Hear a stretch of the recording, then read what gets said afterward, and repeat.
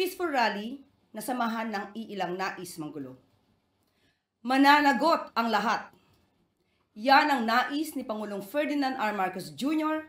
sa lahat ng sinumang gumamit ng karahasan sa naganap na peaceful rally noong linggo. Bilang isang public servant, pinakinggan ni Pangulong Marcos Jr. ang sigaw ng taumbayan. Managot ang lahat ng sangkot. Kaisa ng taumbayan si President Marcos Jr. laban sa korupsyon. Ang Pangulo mismo ang nagpasimula upang maimbestigahan ang maanumalyang flood control projects.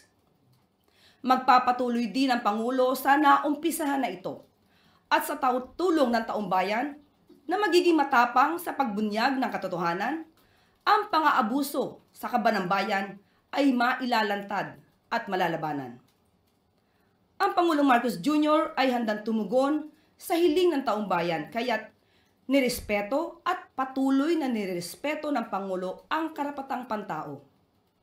Hindi siya naging hadlang sa malaking protesta. Naglahad ng galit ang tao laban sa korupsyon. Ngunit, kinukondena ng administrasyong ito at ng Pangulo ang paggamit ng mga kabataan na gawing mga tulisan ng mga grupong itinatago ang mukha sa likod ng itim na maskara. Team itim kung maituturing. Hindi sila rallyista na may lehitimong adhikain laban sa korupsyon, kundi gumawa lang ng kaharasan, magnakaw, manunog, at manira. Hindi kayo makakalagpas sa kamay ng batas at ang mga tao sa inyong likuran na gumamit sa inyo. Mga gahaman sa kapangyarihan. Hindi kayo dapat paligtasin. Hustisya ang uusig sa inyo. Sa ilang gumamit ng foul language, nirerespeto ang inyong karapatang magpahayag.